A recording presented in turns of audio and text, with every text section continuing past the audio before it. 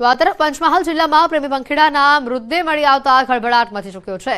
શહેરા તાલુકાના લીંબોદરા ગામે ગુમ થયેલા પ્રેમી પંખીડાના મૃતદેહ જંગલમાંથી મળી આવ્યા। પોલીસે સ્થળ પર પહોંચી તપાસ હાથ ધરતા જાણવા મળ્યું કે મૃતક યુવકે સોશિયલ મીડિયામાં પોતાની પ્રેમિકાની આત્માને શાંતિ મળે તેવી પોસ્ટ મૂકી હતી અને ત્યારબાદ આ જ પ્રેમીએ ધારદાર ચપ્પા વડે પ્રેમિકાનું ગળું કાપી ઘાતકી હત્યા કરી પોતે પણ ગળે ફાંસો ખાઈ જીવન ટૂંકાવી લીધું।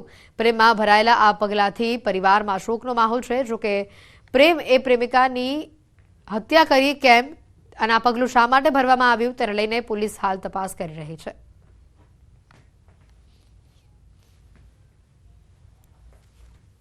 બંનેની લાશ મળેલી છે, જેમાં વિજય છે એને ફાંસો ખાધેલો છે અને એને આ છોકરી શીતલનું મર્ડર કરેલું છે। બંનેની લાશ આજુબાજુમાંથી મરણ જનાર વિજયની લાશ લટકતી હતી।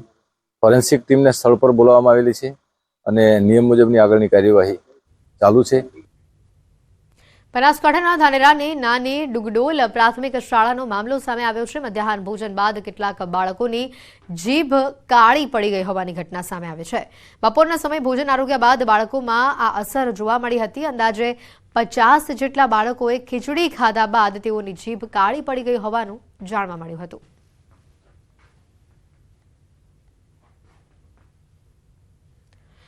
શેરબજારમાં જોરદાર ઉછાળો જોવા મળી રહ્યો છે। સેન્સેક્સ નિફ્ટીમાં જોરદાર ઉછાળો જોવા મળ્યો છે। સેન્સેક્સ 71,000ને પાર થયું છે તો નિફ્ટીમાં પણ તેજી જોવા મળી છે।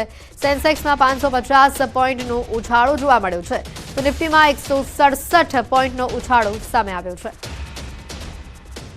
શેરબજારમાં જોરદાર ઉછાળો જોવા મળી રહ્યો છે। રોકાણકારોમાં તેને લઈને ઘણો ઉત્સાહ પણ જોવા મળી રહ્યો છે। નિફ્ટીમાં 167 પોઈન્ટનો ઉછાળો સામે આવેલો જોવા મળી રહ્યો છે। શેરબજારમાં જોરદાર ઉછાળાથી રોકાણકારોમાં ખુશીનો માહોલ જોવા મળી રહ્યો છે।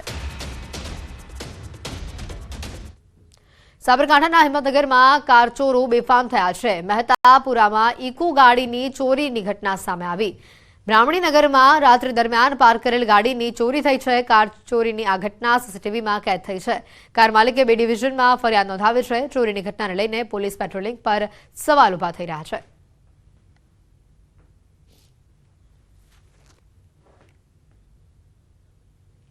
આ તરફ રાજકોટના ગાંધીગ્રામ વિસ્તારમાં યુવકની ઘાતકી હત્યા કરવામાં આવી છે। મૃતકના પરિવારે વ્યાજખોરો પર આક્ષેપ કરતા કહ્યું છે કે વ્યાજની ઉઘરાણી મામલે આરોપીઓની મૃતકના પિતા સાથે માથાકૂટ થઈ હતી, જેમાં પિતાને બચાવવા યુવક વચ્ચે પડ્યો હતો। 3 શખ્સો યુવક ઉપર તીક્ષ્ણ હથિયારના ઘા ઝીકી ફરાર થયા હતા। ત્યારબાદ હોસ્પિટલ ખસેડાતા પહેલા જ યુવકનું મોત થયું હતું। હુમલામાં યુવકના માતા પણ ઇજાગ્રસ્ત થયા છે। સમગ્ર મામલે પોલીસે ગુનો નોંધી તપાસ હાથ ધરી છે। મારા પપ્પા પૈસા દેવા ગયા હતા, પૈસા દીધા તોય છતાં એમ કહેતા હતા કે વ્યાજ આપો વ્યાજ આપો। મારા પપ્પાએ કીધું વ્યાજ છે હવે તમારી મૂડી તો અમે તમને પાછી આપી દીધી। મારા પપ્પાને 3-4 ફડાકા મારી દીધા। પછી મારા પપ્પા પૈસા દઈને ઘરે આવતા ગયા। ઘરે આવ્યા અમને બધી વાતચીત કરી તો અમે પાછા પૈસા દેવા ગયા એ ભાઈને। ત્યાં એના છોકરાએ છરી વડે હુમલો કર્યો મારા ભાઈ ઉપર અને મારી નાખ્યો અને મારા મમ્મીને પણ 3-4 ધોકા મારી કમલેશભાઈએ। સમાચારોમાં હાલ રોકાય